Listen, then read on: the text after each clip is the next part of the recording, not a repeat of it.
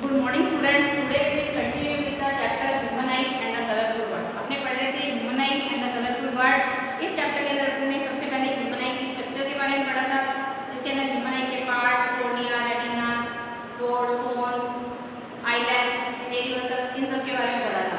उसके बाद अपने डिफेक्ट्स ऑफ विजन पढ़े थे। डिफेक्ट्स ऑफ विजन के अंदर अपने 5 डिफेक्ट्स पढ़े थे: मायोपिया, हाइपरमेट्रोपिया, प्रेसबायोपिया, कैटरैक्ट और एस्टिग्मेटिज्म। स्टूडेंट्स, मेरे को आपको न्यूमेरिकल्स करवाने हैं। सॉरी, मैं बुक लाना भूली। अगर मेरे को न्यूमेरिकल्स याद आते हैं तो मैं भी आपको न्यूमेरिकल्स की क्या करूँगी, इसके लास्ट में करवा देती हूँ। इसके बाद अपने ने इसके अंदर क्या पढ़ा था, उसके बाद अपने कल पढ़ रहे थे ग्लास प्रिज्म के बारे में, और जिसके अंदर अपने पहले एटमॉस्फेरिक रिफ्रैक्शन के अंदर अपने पढ़ा था कि स्टार्स को ट्विंकल करते हैं, प्लैनेट्स क्यों नहीं करते हैं। Stars seem higher than they actually are, यानी स्टार जितने ऊंचे होते नहीं है उससे ऊपर उठे हुए क्यों दिखाई देते हैं। और एक अपने ने पढ़ा था advance sunrise and let sunset, यानी जब सूरज निकलता है सुबह उससे 2 मिनट पहले अपने को दिखाई देना शुरू हो जाता है, और जब वो छिपता है तो 2 मिनट बाद तक अपने को क्या होता है, दिखाई देता रहता है। ये सब चीजें अपने ने क्या किया था, कल पढ़ा था। अब अपने ग्लास प्रिज्म वाला आपको मैंने डायग्राम बताया था, मैं वापिस से बता रही हूँ कि ग्लास प्रिज्म कांच का ग्लास प्रिज्म होता है जिसके अंदर 3 ट्रायंगुलर सरफेसेस होती हैं। मे भी आपने देखा भी होगा। तो क्या होता है, जैसे एयर है, एयर से लाइट कहाँ पर एंटर करती है, ग्लास में एंटर करती है। एयर कैसा मीडियम है, एयर मीडियम है, और ग्लास कैसा मीडियम है, डेंसर मीडियम है। इसके अंदर डायग्राम बनाना आता है, और डायग्राम के अंदर हमको क्या शो करना होता है, सब कुछ शो करना होता है। इंसिडेंट रे कौन सी है, रिफ्लेक्टेड रे कौन सी है, एंड इमर्जेंट रे कौन सी है, और सबसे मेन इसके अंदर पूछते हैं कि एंगल ऑफ डेविएशन कौन सा है। तो जब भी लाइट एयर मीडियम से डेंसर मीडियम में एंटर करती है तो वो हमेशा नॉर्मल की तरफ झुकती है, और जब भी वो डेंसर से एयर में जाती है तो नॉर्मल से अवे होती है। जैसे मान लो एक लाइट रे है, ये इस तरह से ग्लास प्रिज्म से आके टकरा रही है। जिस पॉइंट पर आके टकरा रही है, जो रे आके टकराती है उसको हम बोलते हैं इंसिडेंट रे। जिस पॉइंट पर आके टकराती है वो पॉइंट ऑफ इंसिडेंस में क्या करते हैं, 90 डिग्री के एंगल से एक लाइन बना लेते हैं, जिसको हमने क्या बोलते थे, नॉर्मल।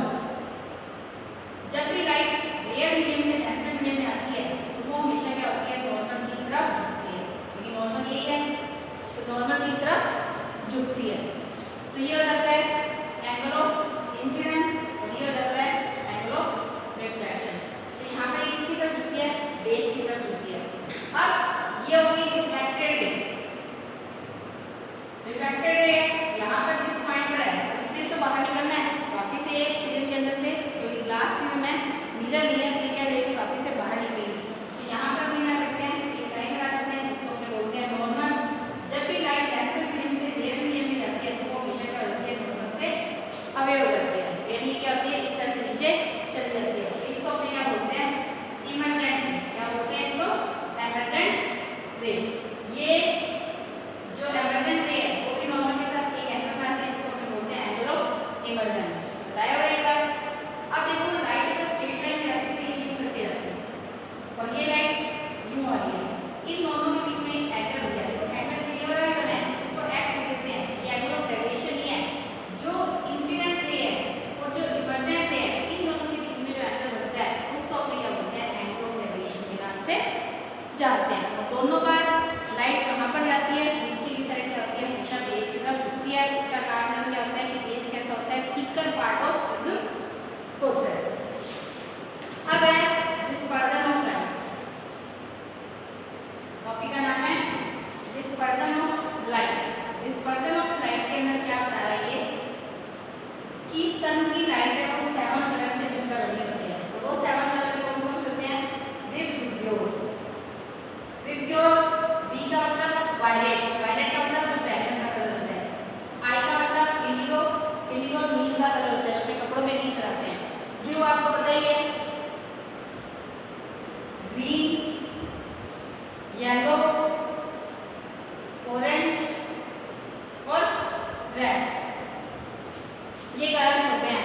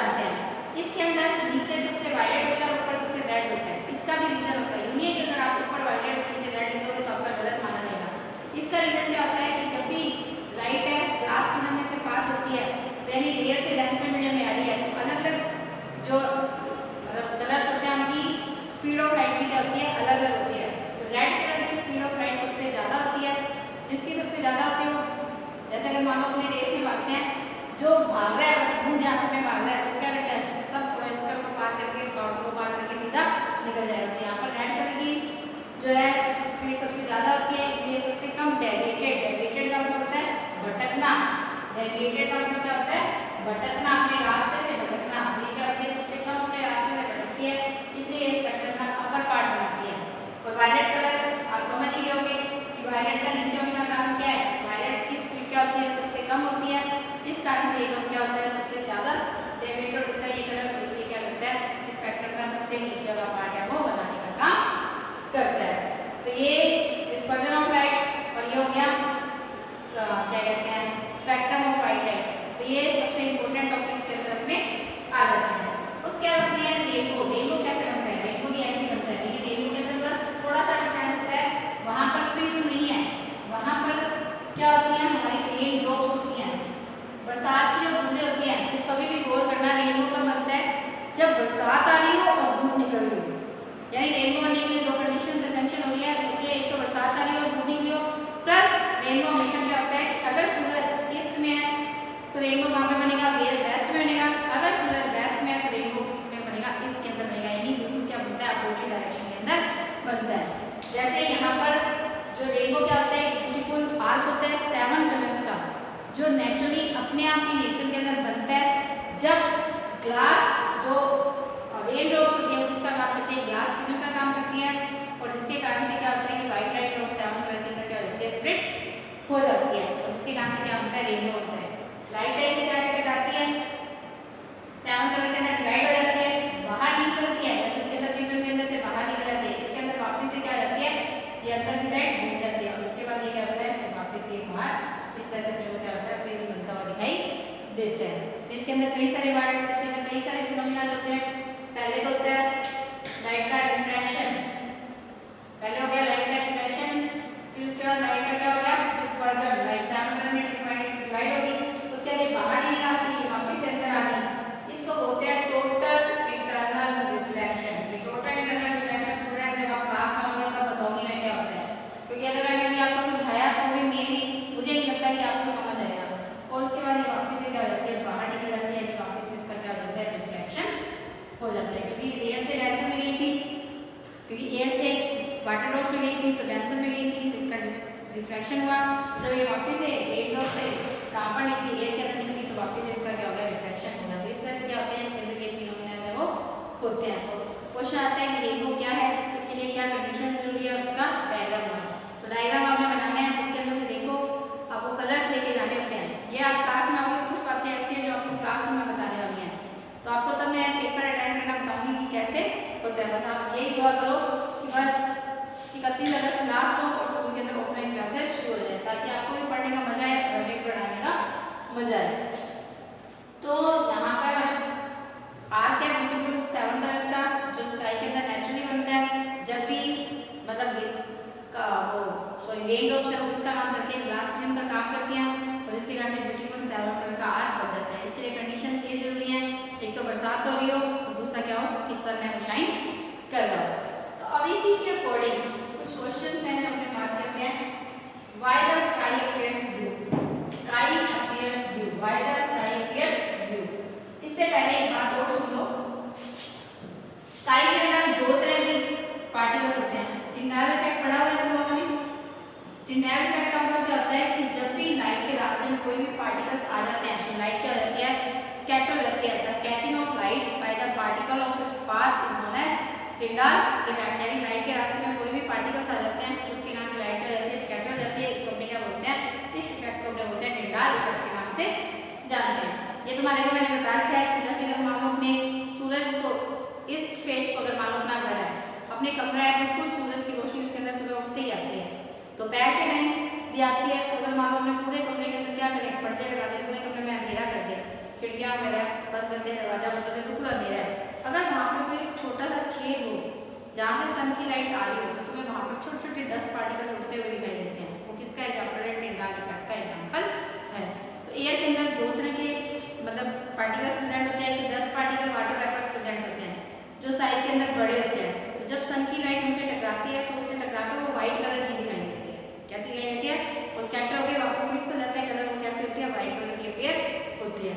एक दूसरे क्या होता है कि स्काई के अंदर मतलब एयर के अंदर क्या होती है, छोटी छोटी गैस, एयर के अंदर छोटी छोटी नहीं सॉरी गैसेस प्रेजेंट होती है। गैसेस के पार्टिकल्स अपने को पता है कि बहुत ज़्यादा छोटे होते हैं, विजिबल तो होते ही हैं, कोई भी गैस अपने को दिखाई नहीं देती है।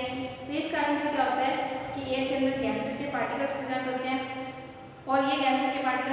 छोटे होते हैं, इनसे टकराकर ही अपने को क्या होते हैं, स्काई ब्लू दिखाई देता है, स्काई व्हाइट दिखाई देता है। सनराइज और सनसेट के टाइम अपने को स्काई कैसा दिखाई देता है, येलो ऑरेंज वो दिखाई देता है। तो इसका ही अपने पढ़ेंगे। सबसे पहले अपने बात करते हैं कि स्काई ब्लू क्यों अपीयर होता है। देखो बच्चों, जब भी सन की लाइट अपने एटमॉस्फेयर में एंटर करती है, तो जब भी सन की लाइट अपने एटमॉस्फेयर में एंटर करती है तो सन की लाइट 7 कलर से मिलकर बनी होती है। तो ब्लू कलर की वेवलेंथ अगर आपको याद हो तो मैंने पढ़ा था लास्ट ईयर, इस तरह से ये वेव होगी, ये वेव होगी, इसके बीच की जो इस तरह से वेव क्या होते हैं, वेवलेंथ बोलते हैं। तो जो विजिबल लाइट होती है इसकी वेवलेंथ होती है 400 नैनोमीटर टू 800 नैनोमीटर। ये बड़ी क्लास में ज़्यादा अच्छे से एक्सप्लेनेशन है, उसको हमारे को सिर्फ याद रखना है कि जब सन की लाइट अपने एटमॉस्फेयर में एंटर करती है तो सन की लाइट 7 कलर से मिलकर बनी होती है। तो ब्लू कलर की वेवलेंथ सबसे कम होती है, इसलिए ब्लू कलर सबसे ज़्यादा स्कैटर होता है। जो कलर स्कैटर होता है वही अपने को क्या होता है, दिखाई देता है। स्कैटर का मतलब बिखरना, वही कलर अपने को दिखाई देता है, इसलिए स्काई अपने को क्या दिखाई देता है, ब्लू कलर का दिखाई देता है। अगर अपना स्काई अपने एटमॉस्फेयर नहीं होता तो स्काई अपने को ब्लैक दिखाई देता है। जैसे अगर अपने स्पेस के अंदर बात करते हैं तो स्पेस के अंदर सब कुछ ब्लैक ब्लैक दिखाई देता है। तो जब कोई भी कलर स्कैटर नहीं होता तो स्पेस कैसा दिखाई देता है, तो कैसा दिखाई देता है, ब्लैक दिखाई देता है। तो इसी कारण से अगर अपने स्पेस की बात करते हैं तो स्पेस के अंदर एयर नहीं है, वहाँ पर कोई भी कलर स्कैटर नहीं होता, इस कारण से वहाँ पर कैसा दिखाई देता है, ब्लैक दिखाई देता है। अगर अपना एटमॉस्फेयर नहीं होता तो अपना भी क्या होता, अपने को भी क्या होता, सब कुछ ब्लैक ब्लैक कलर का ही दिखाई देता, क्योंकि ये एयर ये क्या करती है, लाइट को स्कैटर करने का काम करती है, जिसके कारण से अपने को स्काई कैसा दिखाई देता है, ब्लू दिखाई देता है। उसके बाद अपने डेंजर सिग्नल है, हमेशा क्या करते हैं, रेड यूज करते हैं। डेंजर सिग्नल हमेशा क्या यूज करते हैं, रेड यूज करते हैं। इसका रीजन क्या होता है कि अगर मान लो तुमने कोई जैसे गाड़ी आ रही है, ट्रेन आ रही है, कहीं से पट्टी टूटी हुई है, अगर अपने मान लो ब्लू कलर का कपड़ा लगा दिया तो ब्लू कलर की वेवलेंथ क्या होती है, कम होती है। तो वो तो दूर से जब ट्रेन आ रही है तो ड्राइवर को कपड़ा दिखाई नहीं देगा, क्योंकि ब्लू कलर की वेवलेंथ कम होती है, तो कलर क्या होता है, स्कैटर हो जाता है एटमॉस्फेयर के अंदर। तो इस कारण से अपने को क्या होता है कि कलर दिखाई नहीं देता। लेकिन रेड कलर का अगर अपने कपड़ा टांग देते हैं तो रेड कलर का कपड़ा टांगने के कारण से क्या होता है कि रेड कलर की वेवलेंथ ज़्यादा होती है, वो कलर स्कैटर नहीं होता आसानी से। इस कारण से दूर से ड्राइवर को पता लग जाता है कि रेड कलर का कोई कपड़ा लगा हुआ है। इसका मतलब वो क्या है कि कोई डेंजर है, खतरा है, वो गाड़ी को पहले ही रोक देता है। इसलिए डेंजर सिग्नल के लिए हमेशा क्या किया जाता है, रेड कलर यूज किया जाता है। रात को कभी बस में, कार में सफ़र किया होगा तो जब अपने सड़क पे जाते हैं तो सड़क बिल्कुल प्लेन नहीं होती है, सड़क के ऊपर क्या लगे हुए हैं, येलो कलर के। दिन के अंदर वो नहीं चमकते, लेकिन जब अपने रात को जाते हैं तो येलो येलो कलर की अपने को लाइट चमकती दिखाई देती है। या जो किनारों पर कई बार बोर्ड लगे होते हैं रोड के किनारों पर, जैसे अपनी मतलब कार की या बाइक की लाइट पड़ती है तो रेड कलर का या येलो कलर का शाइन करते हैं। तो इसी कलर से कारण होता है क्योंकि इसके अंदर वैसे तो रेडियम मेटल यूज की जाती है, लेकिन येलो रेड कलर इसलिए यूज किए जाते हैं क्योंकि इनकी वेवलेंथ क्या होती है, मतलब बहुत ज़्यादा होती है। इस कारण से ये कलर क्या होते हैं, स्कैटर नहीं होते, इसलिए अपने मतलब इनका कलर का यूज करते हैं। ये आप बड़ी क्लास में क्या क्लास में जब आओगे तो भी बता दूंगी कि रेडियम है, एक मेटल है, जिसको अपने क्या करते हैं, इसके अंदर डालते हैं। उसके बाद अपने बात करते हैं कि स्काई है, रेड दिखाई देता है, रेड येलो ऑरेंज सा दिखाई देता है कब, सनराइज और सनसेट के टाइम में। सनराइज और जब सनसेट होता है तो उस टाइम अपने क्या दिखाई देता है, येलो और ऑरेंज कलर दिखाई देता है। इसका रीजन भी क्या होता है कि जब सनराइज होता है और सनसेट होता है तब अपने को होता है कि सन कहाँ पर होता है, होरिजन में होता है। होरिजन में होता है, कल एक मैंने पढ़ा था जहाँ पर धरती और आकाश मिलते हुए दिखाई देते हैं। तो जब सन होरिजन में होता है तो सन को अर्थ तक पहुँचने के लिए बहुत लंबी डिस्टेंस तय करनी पड़ती है। जब लंबी डिस्टेंस तय करनी पड़ती है तो ब्लू कलर है, वायलेट कलर है, इनकी वेवलेंथ क्या होती है, बहुत कम होती है। तो ये कलर क्या होता है, रास्ते में स्कैटर भी क्या हो जाते हैं, खत्म हो जाते हैं। लेकिन रेड कलर की, ऑरेंज कलर की वेवलेंथ ज़्यादा होती है, इस कारण से रास्ते में स्कैटर नहीं होते, ये अपने एटमॉस्फेयर में आकर स्कैटर होते हैं। इस कारण से हमें स्काई कैसा दिखाई देता है, रेड दिखाई देता है। क्योंकि देखो चाहे सनराइज हो तब भी सन होरिजन में होता है और चाहे सनसेट हो तब भी क्या होता है, होरिजन में होता है। तब अर्थ और सन की डिस्टेंस क्या होती है, बहुत लॉन्ग होती है, बहुत लंबी दूरी तय करनी पड़ती है। इसी कारण से रास्ते के अंदर ब्लू वायलेट कलर है, स्कैटर होकर खत्म हो जाते हैं। लेकिन रेड ऑरेंज कलर की वेवलेंथ ज़्यादा होने के कारण से वो अर्थ पे पहुँचते हैं, अपने को स्काई कैसा दिखाई देता है, रेड कलर का दिखाई देता है। अगर अपने दोपहर की बात करते हैं, 12-1 बजे ये खुलने वाले हैं, तो अब अगर आप दोपहर को सिर के ऊपर आकाश को देखते हुए स्काई अपने को कैसा दिखाई देता है, व्हाइट। कैसा दिखाई देता है, व्हाइट। इसका रीजन क्या होता है कि दोपहर के टाइम में ये वाली अर्थ है, जो हमारा सन होता है वो हमारे बिल्कुल ओवर हेड होता है,